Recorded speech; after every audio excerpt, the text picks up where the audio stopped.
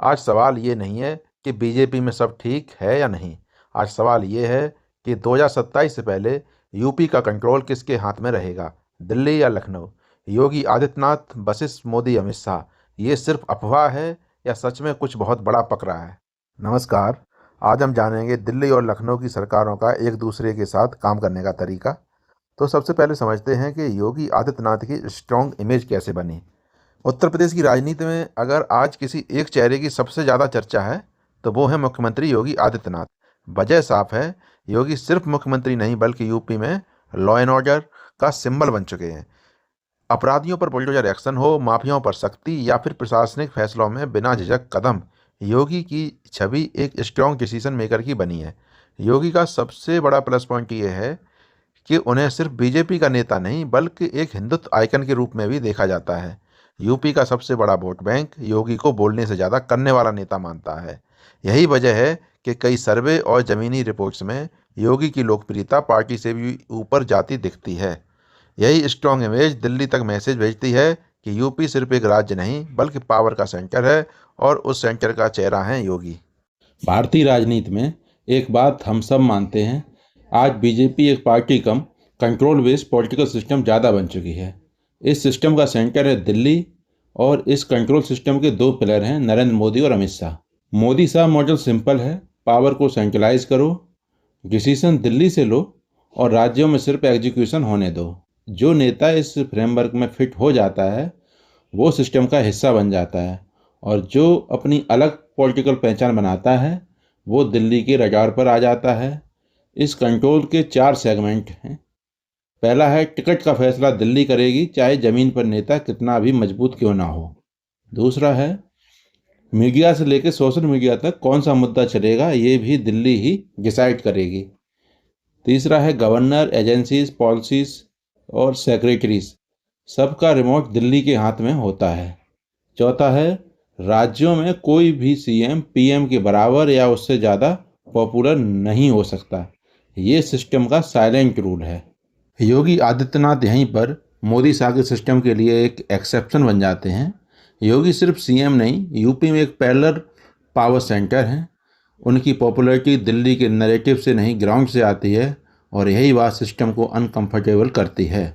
BJP में समस्या opposition से नहीं, समस्या तब होती है जब पार्टी के अंदर ही कोई नेता सिस्टम से बड़ा हो जाए। अब हम बात करेंगे रिसेंट सिग्नल्स, बयान और साइलेंसेस की, वो मूवमेंट्स जो बताते हैं कि दिल्ली और लखनऊ के बीच का गेम सिर्फ थ्योरी नहीं बल्कि रियलिटी में कुछ चल रहा है। राजनीति में कई बार जो कहा जाता है उससे ज़्यादा जो नहीं कहा जाता वो मायने रखता है। पिछले कुछ महीनों में दिल्ली और लखनऊ के बीच कई ऐसे संकेत मिले हैं जिन्हें अगर जोड़कर देखा जाए तो तस्वीर साफ होने लगती है। सबसे पहली बात करते हैं खामोशी की। जब देश के कई हिस्सों में जब यूपी मॉडल की तारीफ होती है, जब अपराध, एनकाउंटर और प्रशासन पर योगी आदित्यनाथ का नाम लिया जाता है, तब दिल्ली की तरफ से कोई खुला समर्थन नहीं दिखता। न कोई ट्वीट, न कोई सार्वजनिक मंच से तारीफ, बस एक अजीब सी चुप्पी। अब आते हैं बयानों पर। केंद्रीय नेतृत्व के कई नेता बार बार यह दोहराते हैं कि 2027 का चुनाव अभी तय नहीं है, संगठन तय करेगा, चेहरा नहीं काम मुद्दा होगा। ये बयान सुनने में सामान्य लगते हैं लेकिन यूपी की राजनीति में इनका मतलब बहुत गहरा होता है, क्योंकि जब चेहरा मजबूत होता है तो उसे दोहराने की ज़रूरत नहीं पड़ती। अब बात करते हैं संकेतों की। पार्टी कार्यक्रमों में योगी की मौजूदगी के बावजूद कई बार उन्हें फ्रंट लाइन से दूर रखा गया। फोटो फ्रेम बदले गए, स्टेज अरेंजमेंट बदला गया और संदेश भी।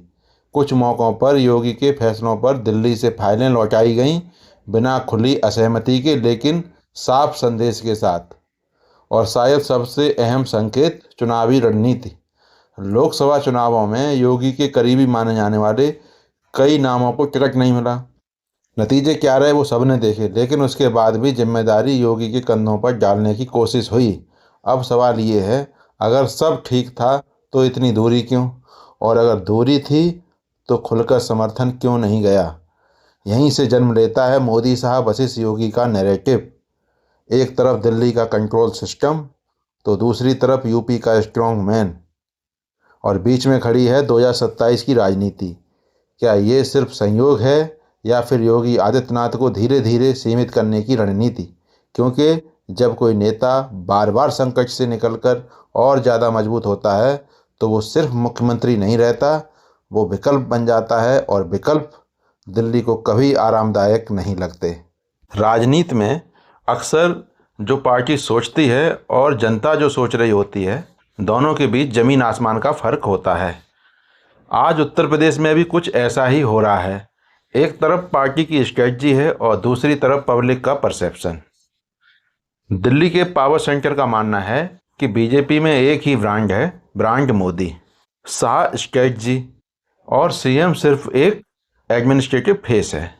इस सोच के हिसाब से फेस बदलने से वोट नहीं गिरेगा।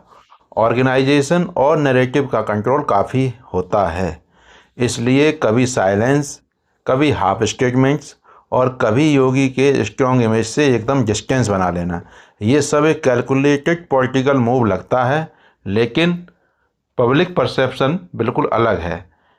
यूपी की जनता के लिए योगी सिर्फ सीएम नहीं है, वो लॉ एंड ऑर्डर का सिंबल हैं, बुलडोजर एक्शन का चेहरा हैं और स्ट्रॉन्ग गवर्नेंस का भरोसा है।